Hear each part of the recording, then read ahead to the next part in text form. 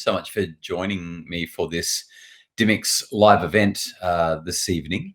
We're going to be talking about parenting in a pandemic tonight, what it's like to have to try to raise children who don't really want to be stuck in isolation and who don't want to be putting up with government regulations telling them that they can't be with their friends and doing all the things that are important to them. Before we dive into all of that sort of stuff, though, the majority of the conversation that we're having tonight is going to come from my book, 10 Things Every Parent Needs to Know. Now, it's not my most recent book, but I think it's my most relevant book for parents of children who are struggling at the moment. My most recent book is another one, which I've got just here, which is called Misconnection: Why Your Teenage Daughter Hates You, Expects the World, and Needs to Talk. It's all about teenage girls. I interviewed and surveyed around 400 Australian teenage girls to find out what was going on in their worlds so that we as parents could better navigate life as a parent of teenagers. But like I said, tonight, focusing on the content that's in 10 Things Every Parent Needs to Know. Questions welcome, by the way. You've got a chat function, and I'm really happy to hear your questions. So let me give you a little bit of a background on who I am and why I'm here with Dymocks Chapter 1 tonight. My life as a parenting expert began as anything but being a parenting expert. I was a radio announcer. I worked for some of the biggest radio stations in the country and ended up at Brisbane's B105, where I got to spend all morning on the radio, all afternoon scheduling the music for that radio station, and I guess evenings hanging out at Brisbane's best restaurants. It's a bit of a joke if you've been to Brisbane. And actually, I shouldn't say that. Eating in Brisbane's best restaurants, the record companies would take me out and wine me and dine me, and I'd get to meet whichever global celebrity was coming through town or go backstage with them or, kind of do the whole music business thing. But my wife, Kylie, and I had two children. One was a three-nager. I don't know if you've got a three-nager and you know what that's like. And the other one was just a baby girl. I wasn't dealing very well with them. Now, you can see the image that's just come up here now. The family's grown since those days. My eldest is now, she's moved out and married. And instead of having two baby girls, I've now got six of them. Kylie and I are the parents of six girls, aged from, the baby's 6. And the oldest, like I said, she's moved out and married, and it wouldn't be polite of me to talk about how old she is anymore. But this is going right back to the early 2000s, before we had the big family. And just that 3-year-old was absolutely destroying my life. I had no idea how to deal with her. I had no idea how to respond to her tantrums, her defiance, her out and out disobedience.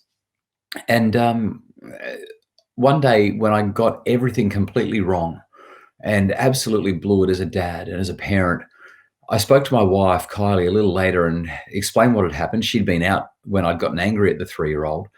And I said, I really think that I need to stop what I'm doing from a work point of view and maybe go back to school and learn how to dad. And she said, well, you don't learn how to dad at school. I said, well, if I do a psychology degree, maybe. So I ended up staying at school for the next 8.5 years as a full-time student. I had to do a year at TAFE to get into uni. Then I did my 4 years of undergraduate psychology, graduated with a first-class honours in psych. By now, I'm in my early 30s. And then I enrolled in a PhD program, spent 3.5 years doing the doctorate. By the time I was into my mid-30s, I was working as an academic in the university setting. But what I really loved was lecturing and writing. So I started giving public talks and writing books and writing articles for newspapers and found myself getting all sorts of media and things. Nowadays, like I mentioned before, six daughters later, and also 6 books later, I'm fairly well engaged in helping parents to raise their families to be happier.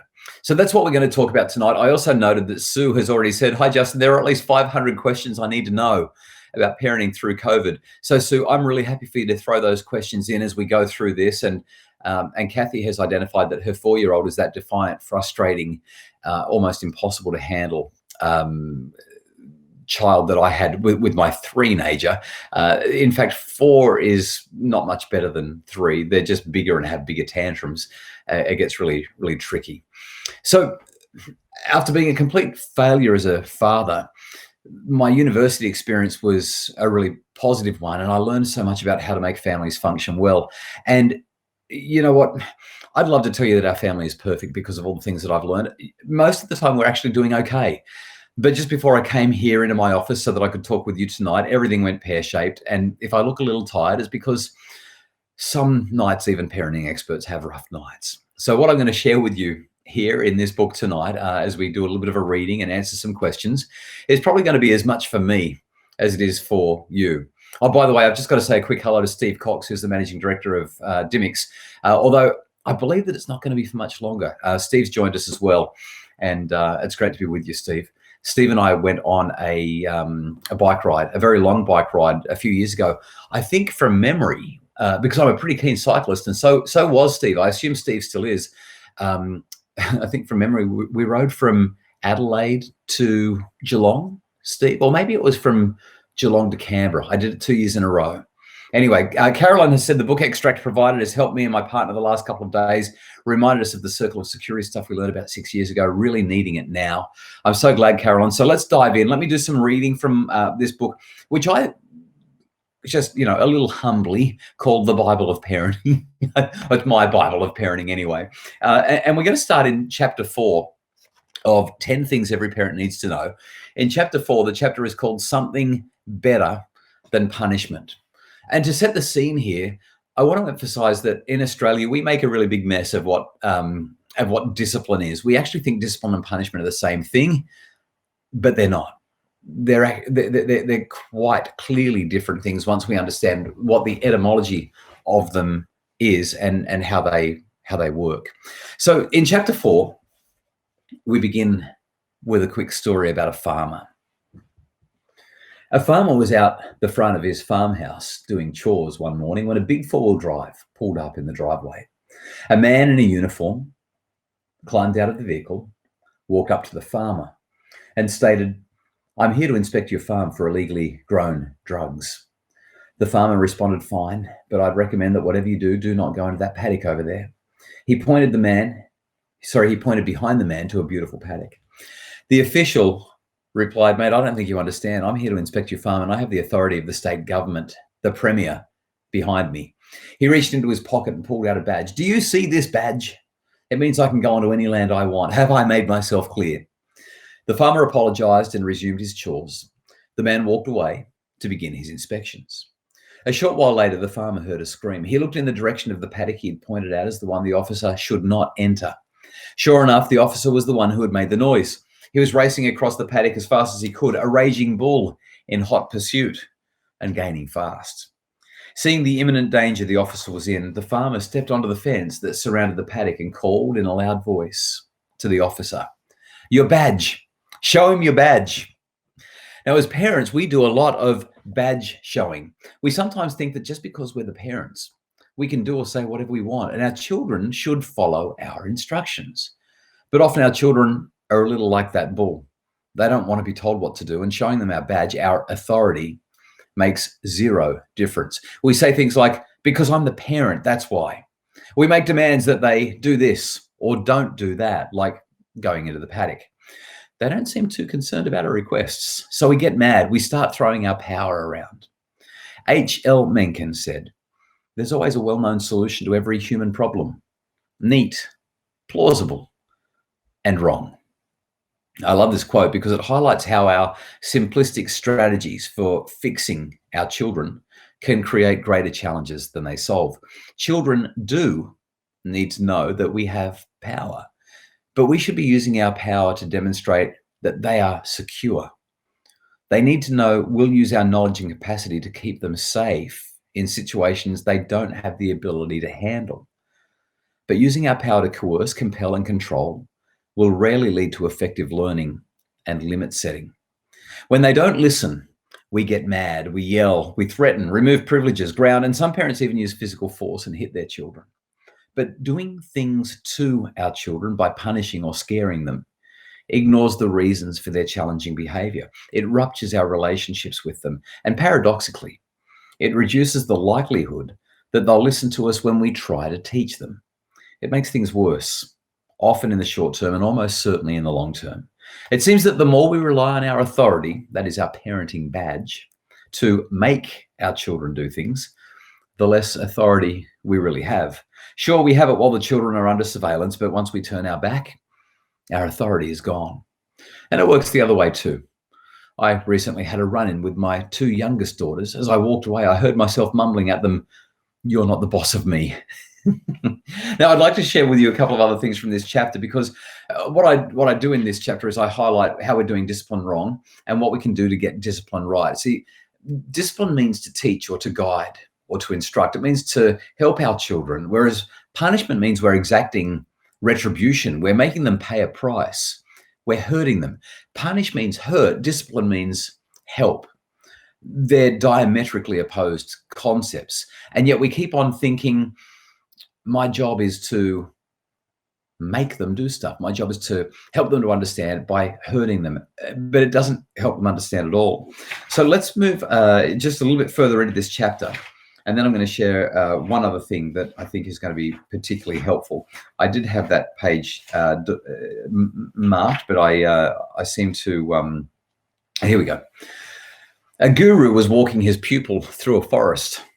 I've skipped through all of the theory, by the way, and all the practical stuff. I just like the stories. A guru was walking with his pupil through a forest. He paused in front of a waist-high sapling and asked the pupil to pull the sapling out of the ground. The pupil grabbed it with both hands, gave a big yank, and the sapling broke free from the soil. The guru nodded approvingly, and the two walked on briefly before the guru stopped again, this time in front of a tree that was head high. Again, the pupil was asked to pull the small tree from the ground. After 10 or 15 minutes of grunting and groaning, sweating, leaning, leveraging and digging with sticks and rocks, the tree finally came loose. Turning around, the guru pointed to a tree that was 1 meter thick and 20 meters tall. Now this one. The pupil just laughed. Not possible without some serious machinery. Yes, that is right, responded the guru. This is how habits work. The older they get, the bigger they get. Their roots go deeper, and they become more and more challenging to remove or retrain. The sooner we start to teach our children well, and the earlier we encourage empathy and perspective, the more likely it is that they'll grow to be strong and caring people. So in that chapter, I spent some time talking about, oh, by the way, Jody just asked if I could mention the page that I'm on. I was on 98, Jody, but we're going to go somewhere else in the book in just a sec. In that chapter, I talk about the 3 E's of effective discipline. I talk about how when our children are being challenging, our job is to explore, explain, and empower. Explore means that we see the world through their eyes. We try to take their perspective. We don't just explore by listening to the words coming out of their mouths. We explore by hearing the feelings of their heart. When we explore, sometimes we do a little bit of talking. We don't just ask questions. We might say to our 4-year-old, "You seem to be really struggling at the moment. It's just not fair right now, and you feel really upset, don't you? Why don't you tell me a bit more about why?" So we might actually start by naming the emotion that our child is feeling so that we can tame the emotion that they're feeling. As their emotions come down, our capacity to talk to them effectively increases. We get to then spend some time explaining. Now, I recommend that we don't spend more than about 10 seconds explaining, because that's about what their attention span is. And the reality is they kind of already know what's appropriate anyway. They're born intrinsically getting how things are supposed to be. And then we empower. We say, all right, well, I know that you're feeling upset. I know you're really struggling, but you know what the expectation is, right? We're supposed to treat each other kindly. What do you think we should do now to make things right? That's exploring, explaining, and empowering with a young child who's probably only got the attention span of, I don't know, maybe 30 or 40 seconds. And so this is the way we step into that.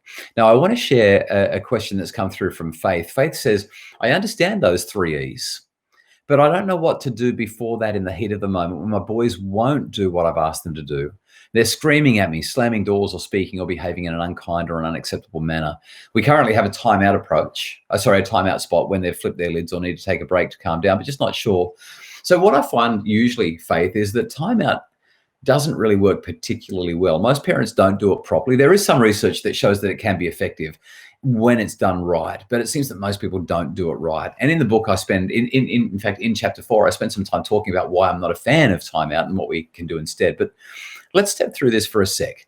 So let's imagine that you and your partner are having a bit of a Barney. Things are not going nicely at all. You're frustrated with each other and you start sort of blowing up. Imagine if your partner, I'm going to take a shortcut and just picture a standard heterosexual family. So your husband or your partner says to you, don't yell at me like that. Don't speak to me like that. Why don't you go to your room? How old are you? You're 34, right? Go and spend 35 minutes in your room and think about the way you're talking to me in front of our children. Now, on second thought, that's probably not such a bad idea. That might be nice to have 35 minutes in the room. But imagine that that's supposed to be a punishment. Are you going to look at him, though, and say, you're right, I'm being irrational. I'm not thinking clearly. My intelligence is clearly out the window, and I should listen to your wisdom and just go and calm down. That doesn't tend to work. What usually happens is we fire up, we get defensive and angry and say, no, it's your fault. No, it's your fault. And there's this escalation between the two parties. Now, with parent and child, there's a power imbalance, which means that if our children do start slamming doors or speaking or behaving in an unkind or unacceptable manner, as you've indicated, we kind of can use our power and tower over them and say, rah, stop doing that. But that's terrible for the relationship, and it doesn't actually teach them anything.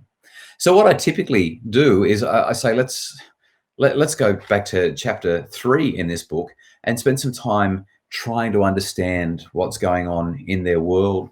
Here's an example from the book. One dad told me his 8-year-old was being a big sook. She was disruptive, hurting a sibling, and ignoring dad's best efforts to make her calm down. By the way, I'm on page 67. He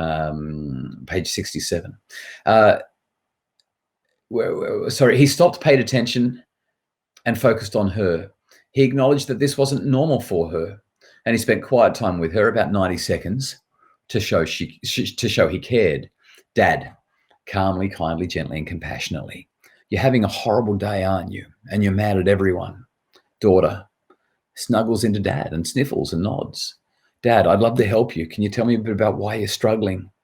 The daughter nods and slowly opens up, crying the whole time. I just woke up feeling tired this morning and my legs hurt. And then my brother said something nasty to me and I feel awful. Dad, oh, it's hard when mornings don't work out the way we want them to and when people treat us in ways that feel rude. Daughter, I know, and now I feel mad and I want to be left alone. You see, what we often do as parents is we try to fix everything.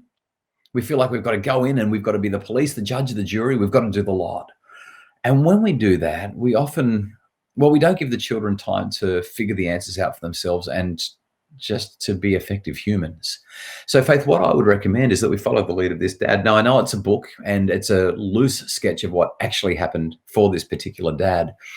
But when the boys are being a little bit crazy and they're treating each other poorly, we walk in and we say, guys, I can see how angry you are. You're so mad that you want to hit your brother.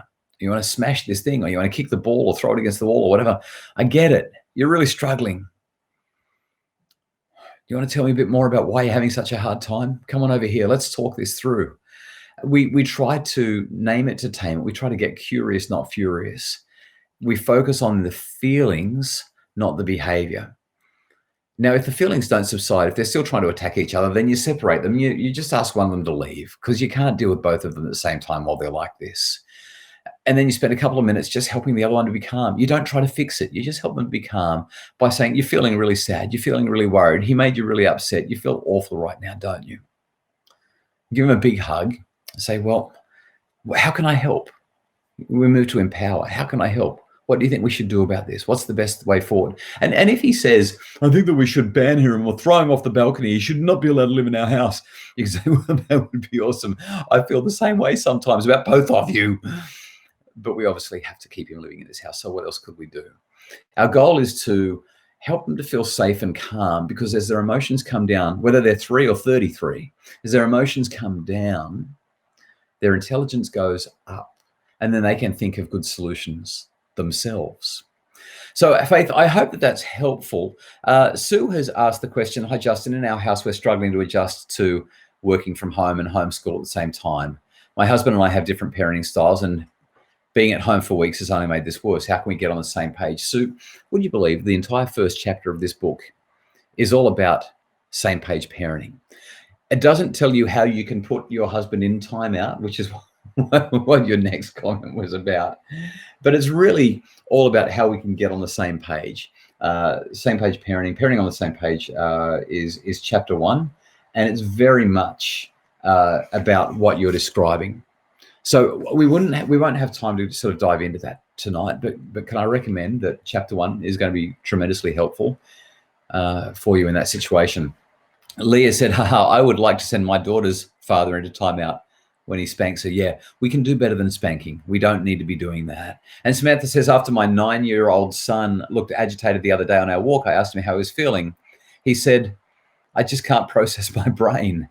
It broke my heart. The threes are going to be really helpful here. Yeah, they will, Samantha, because when he says, I just can't process my brain, you say, there's so much going on at the moment, isn't it? And everything's been turned upside down and inside out and nothing feels right. And he's going to say, yeah, because when he feels like you get it, he feels safe opening up and sharing more with you. It's like, yeah, I can actually have this conversation. I can feel safe because my mum gets what's going on. And then all you need to do really is say, well, how can I help? What do you need? Where do we go from here? You don't need to fix anything. Now, if your child says, I don't know, you can say, all right, well, have a think about it for the next little while. Maybe we can talk about it again tonight. And so our goal becomes working with them and helping them to find answers for themselves. Okay, let me move on to the next bit that I really wanted to read to you tonight. This is one of my absolute favorites. And we're on page 129 for those who are reading along. Just going to have a quick sip of water. Excuse me for one moment. So on page 129, I say force creates resistance. Anonymous street artist and satirist Banksy said, a lot of parents will do anything for their children except let them be themselves. In some cases, we may be right to dig in and make demands. We know that it's best that they eat their vegetables, do their schoolwork, and get enough sleep. But force creates resistance. The harder we push our children to conform, the more they want to rebel. Our demands give them something to push against. From the time that they become toddlers, we start placing limits on our children's behavior. Some parents start even earlier. This is usually important and appropriate, but at times we become too controlling. As control increases, so does our children's resistance. They want to rebel and react against our control. They want autonomy. While inconvenient, this reaction is healthy and normal. In fact, for the person, I've forgotten your name, but I can scroll back here really quickly and find it. It was Kathy who said, that's our 4-year-old. This is what we're talking about exactly right now. While inconvenient, this reaction is healthy and normal. In fact, resistance to parental authority is associated with psychological autonomy, a key marker of well-being. If you're that parent who is always talking about how independent and defiant and strong-willed your little ones are, you can take some comfort in your challenging experiences, because research shows that defiant toddlers develop better. We must acknowledge that our children's defiance and resistance are inconvenient. Many of us, though, are like Darth Vader. We want to crush the resistance and create an empire where our minions follow us with blind conformity. But this is unhelpful for our children's development. It can be hard for us to encourage our children to be who they really are when they aren't allowed to make any decisions. Worse still, they cannot discover who they really are when the decisions they're making are all reactions to our assertions of power. As Kathy has said, it's psychological warfare. In an almost perverse perfection, however, our limits are essential for our children to figure out who they really are. They actually need something to push against. Pushing against things is how we build strength physically, mentally, and psychologically. We as parents naturally provide the perfect platform for our children to become who they really are as we give them limits to test themselves against. We metaphorically become a boulder our children can struggle with. The power in this perfect plan is that we can be a safe place for them to experience this fight. The way we work through this process, or perhaps struggle or tussle, might be better words, has a profound impact on whether our children really become who they are capable of becoming. When we use our formidable advantage over our children to win every argument, force every issue, and dominate, they never really form their own identity. They become who they are told to be. John B. Watson, a founding father of modern psychology, stated, "Give me a dozen healthy infants, well-formed, and my own specified world to bring them up in, and I'll guarantee to take anyone at random and train him to become any type of specialist I might select. Doctor, lawyer, artist, merchant, chief, and yes, even beggar, man, and thief, regardless of his talents, penchants, how do you say that? Penchant, tendencies, abilities, vocations, and race of his ancestors." Watson's shadow looms large in many families as parents try to make their children into their preferred version of success. The film Dead Poets Society may be a powerful pop culture example of this approach taken to a tragic conclusion. It's a remarkable example of just how badly wrong such parenting can go in the worst of circumstances. Something about that force and manipulation feels wrong, though it is enticing because we want the best for our children, and making them conform, we are sure, means that we'll get what we want. The next sentence is about something that happened earlier in the book, so I'll just skip on a little bit. Many parents want their children to become something other than who or what they are, but is this what's best for them? Sometimes, perhaps. Let's acknowledge that some children really do want something that will be bad for them. But most of the time, manipulating them may leave them feeling controlled and unfulfilled. Our aim is not to manipulate them, but to guide them to flourish and thrive. Okay, I'm going to pause again before I make my final reading of the night. Georgia, hello, Georgia. Great to have you here. Georgia has said, hi, Justin. How can we talk to kids about what's happening in the world at the moment? Should we be sheltering them from the news or speaking openly with them? Okay, so let's dive into some pandemic parenting, and maybe I can answer the pandemic parenting questions for the next 5 minutes or so, as well as anything that I've already read and talked about, and then I'll read the last thing that I want to share. And Isabel, by the way, thank you so much for your kind comment. Are there any good parenting podcasts you can recommend? Is the question. I only listen to one parenting podcast. My listening tends to be outside of my parenting podcast listening. The only one that I listen to is my one. It's called Dr. Justin Coulson's Happy Families, and you can get it on Spotify or on Apple Podcasts. I just wanted to answer that one quickly. Now, back to George's question. Should we be sheltering from the news or speaking openly with them? The answer is it kind of depends.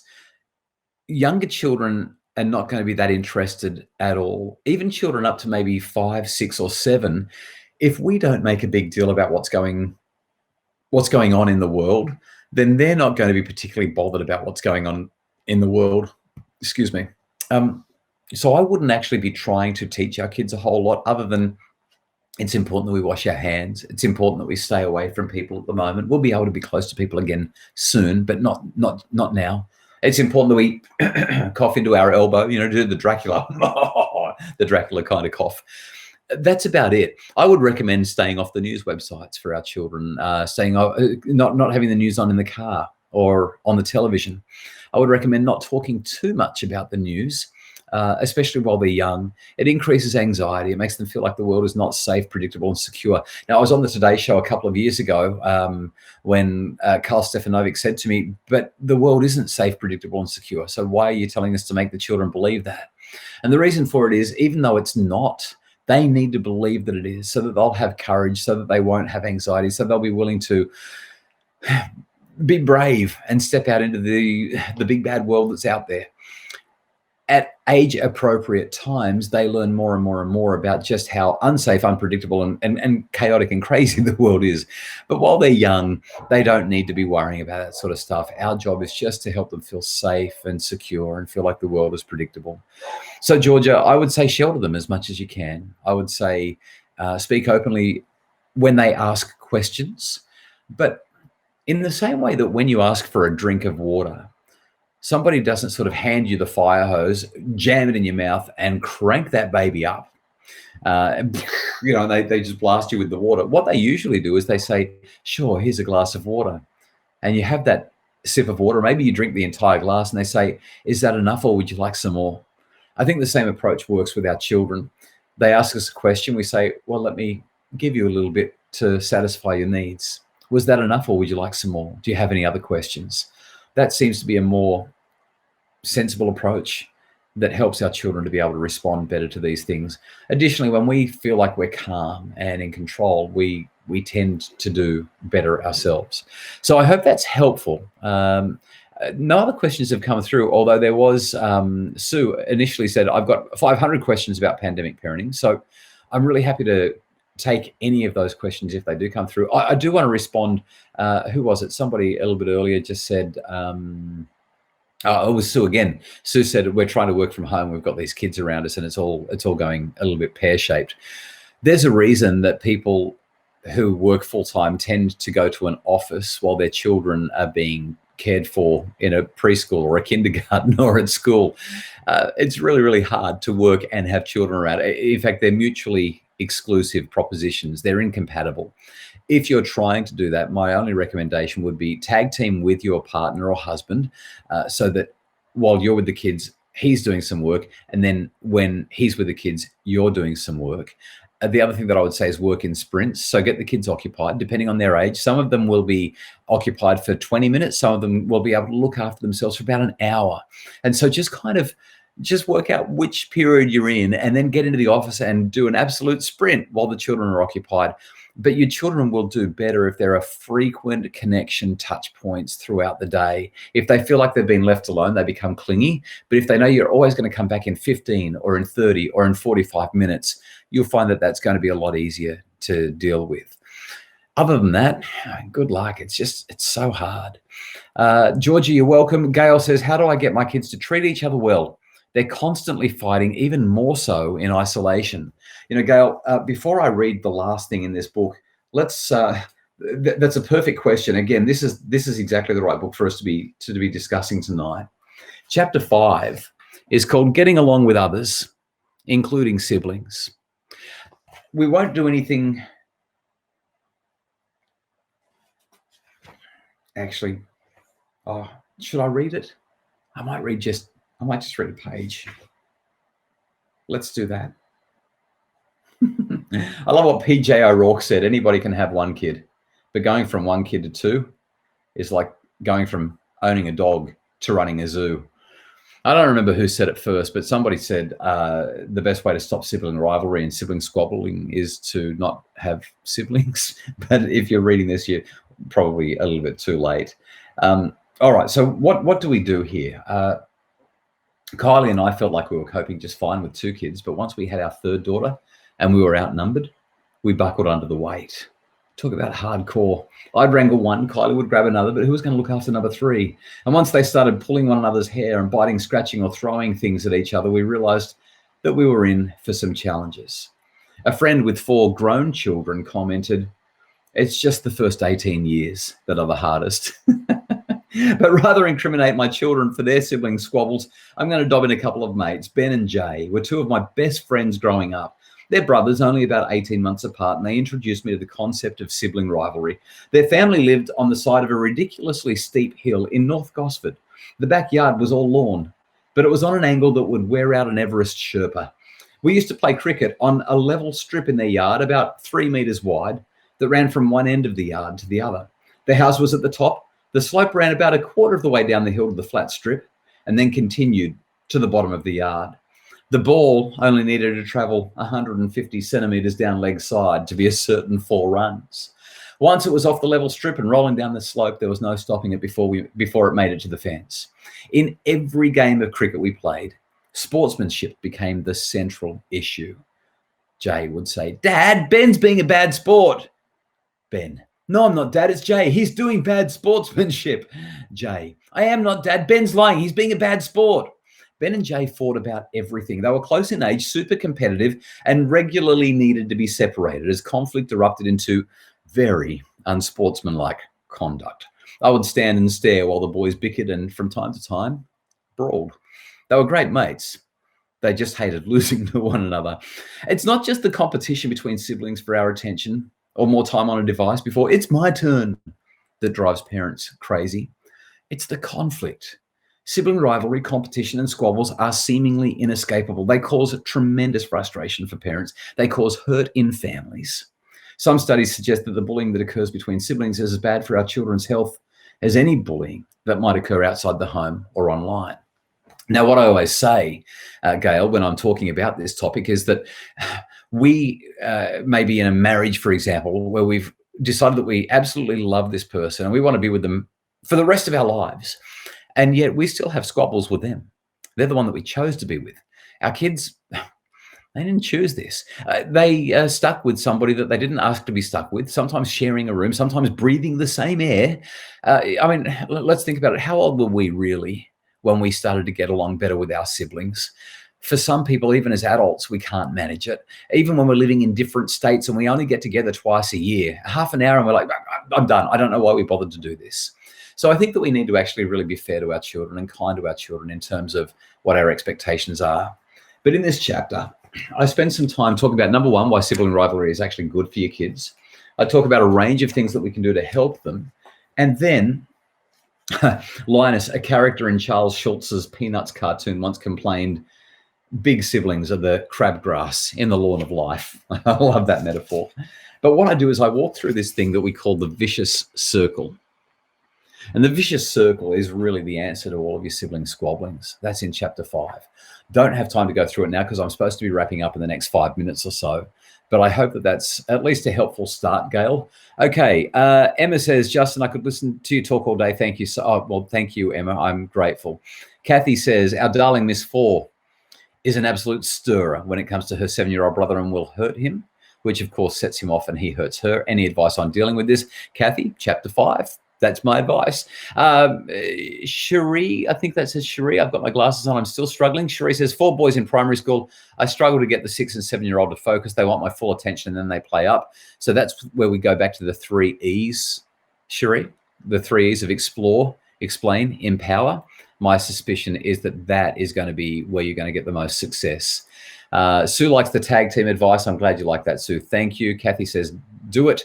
Samantha says, this has all been great advice. Thank you. Tomorrow is another day and you will do better tomorrow, Samantha. I promise. And if you don't, that's okay. There'll be another day after that. We do the best we can.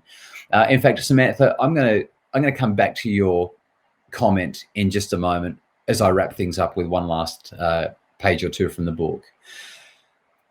Sue says, we've been very relaxed on teens and screen rules in our house during school holidays. How do I get the teens to focus on schoolwork again? Explore, explain, empower. The 3 E's, chapter 4. I hope that's helpful, Sue. Emma says, any tips for managing a 5-year-old boy who wants to be with or on top of his 8-year-old brother all the time when his big brother wants space and he's exhausted by Mr. Five's non-stop talking? Emma, I'm going to sound repetitive, but chapter 4, explore, explain, and empower. And chapter 5, the vicious circle. Those 2 chapters will change your life. I've got no doubt. Carly says, Justin, what are your thoughts on siblings who don't argue with their siblings? My daughter's never fought, but I think knowing how to assert yourself is important, and family's a good and safe place to learn conflict resolution. I think you're right, but if they're able to resolve their conflicts in a way that works for them, where they're not being a doormat, they don't actually have to have conflict. Sometimes they're able to just be accommodating. Sometimes they're able to prioritize and work out the best way forward. Sometimes they're able to use logic in a gentle conversation, or maybe come up with a constructive collaboration, or maybe create a deal. They're able to do these kinds of things to navigate their relationships in ways that don't necessarily involve conflict. So I just want to make sure that they're not being an absolute walkover. Kathy's saying it's wine time. She wants me to wrap it up, I guess. Time to pour away. Jody, single parenting with 2 young girls. The fights can be physical like boys. Yeah, I know. And Rachel, I'm so glad that you love the books, Rachel. Thank you so much. Well, folks, I've been delighted to be able to share this last 40 or so minutes with you. I'm going to go back to Samantha's comment again. She said, this has all been such great advice. Thank you. Tomorrow is another day. So as we wrap up, I want to go right to the back of the book. It's not quite the very end, but it's getting kind of close. It's the last few pages. It's in the afterword. And I think that this is probably the way that I'd like to offer you some reassurance as you pandemically parent and try to deal with everything that's going on at the moment. So this is, for those of you who do have the book and are reading along, this is at the bottom of page 242. It's called Giving Our Hearts. In the novel 93, French writer Victor Hugo wrote, she broke the bread into 2 fragments and gave them, gosh, I'm going to struggle to read this. This bit gives me every time. Golly, here we go again. Let me try again. Whew. She broke the bread into 2 fragments and gave them to her children, who ate with eagerness. She hath kept none for herself, grumbled the sergeant. Because she's not hungry, said a soldier. No, said the sergeant, because she's a mother. It's almost impossible to put into words the depth of love that we feel as parents towards our children. As Cordelia explains in Shakespeare's King Lear, when speaking of her love for her parents, my love's richer than my tongue. I cannot heave my heart into my mouth. If you feel that way towards your children, then you are enough. The endless laundry, the thankless tasks related to maintaining your home, the challenges children provide, each compounds to make us feel like it all might be too much. And Instagram makes it look like everyone else is doing it so well. They get their pre-baby body back in 5 weeks. Their meals all look like they've come from a hatted restaurant kitchen, and they seem to have so much more time to spend doing meaningful activities with their children. The surest way to feel poorly about your parenting is to compare yourself with others, especially when you mostly only get to see their highlights reel. Parenting is as much about the good times on Instagram as it is about those moments you would never want anyone to see. It's about how we respond to the runny noses, the fussy eating, the wet beds, the soiled underwear, or the puddle on the carpet that provides evidence that the toilet training still has a way to go. It's about how we respond to the complaints that my legs are sore and I can't walk on tired mornings, the lost school jumpers, and the never-ending sibling challenges that confront every parent of more than one child. Our responses to those micro moments that occur endlessly day in and day out set the foundation for our children's lives. As you respond with patience, kindness, understanding, compassion, and a desire to help rather than hurt, you're doing enough. You're doing all that is required. You are growing, you are loving, and you are enough as a parent. You're doing work that will never be seen by anyone beyond your family. But the value of that foundation you lay will last for generations.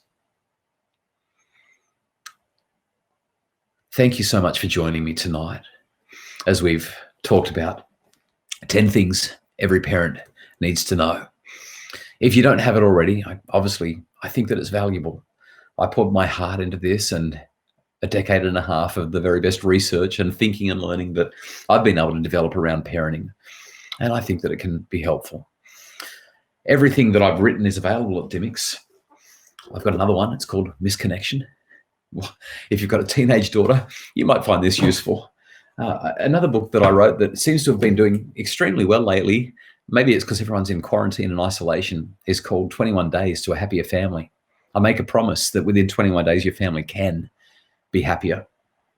And probably the best-selling book about resilience for kids at the moment is this one here called 9 Ways to a Resilient Child. You can get them all online at Dymocks, and I would love for you to be able to check them out. Thank you so much for the kind comments that are coming through. I'm so grateful that what I've shared with you has touched you and been helpful. I hope that you can go and hug your kids right now and let them know that you love them. Hopefully they're asleep. If they're not, they need to hear that more than go to bed. Just hop into bed with them and give them a big hug and a big squeeze. And tomorrow is another day. If you've been struggling, you can always do better tomorrow. Thanks so much again, everybody, and good night.